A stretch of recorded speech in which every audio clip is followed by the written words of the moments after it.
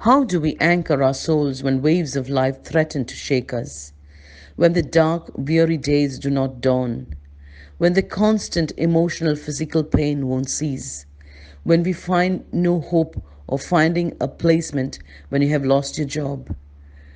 When we get hit by terrifying diagnosis? When you can't make clear decisions as the next step in your life is unsettling and murky? In other words, what do you and I do when our present circumstances seem too unsettling and confusing for our very limited and understanding knowledge and abilities? For those who feel you are in sinking ground and the world around you is crashing, I bring before you Psalm 46. Psalm 46, verse 1. God is our refuge and strength, a very present help in trouble. This world has its refuges. People who reject God can try refuge in shelters of alcohol, drugs, and other perversions. To some others, money can appear to be a refuge. Little do people in the world realize that these shelters are shacks that will crumble when the adverse winds blow against them. But as the psalmist says, there's one firm refuge we can run to is our God, who, unlike other refuges, he not only shields and shelters us in troubled times, but he can do something for you. He can change the circumstances that overwhelm your being. In Psalm 46, verse 6, the psalmist reaffirms to us, the nations make an uproar, the kingdom tottered. He raised his voice, the earth melted. Nations mentioned here are the powerful Gentile empire that threaten the destruction.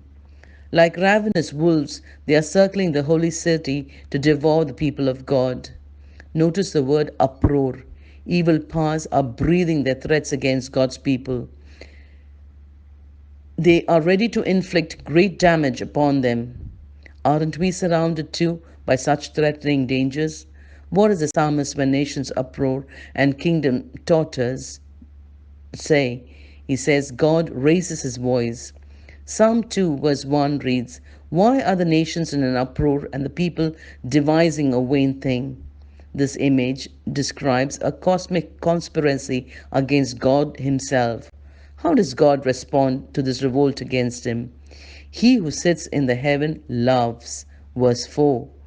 This is not a jovial laugh, but a scoffing laugh, scoffing at the insanity of the nations that would raise their voice against God.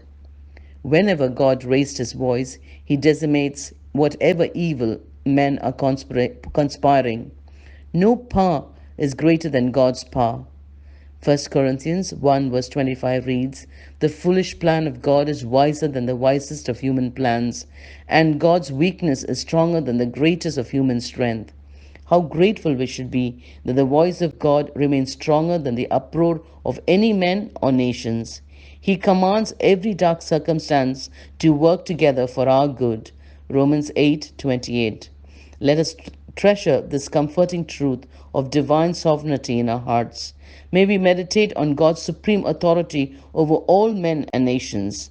Dwell upon his omnipotence over whatever threatens you. Rest and trust in him, for he is your refuge and strength and fortress to hide. Be blessed.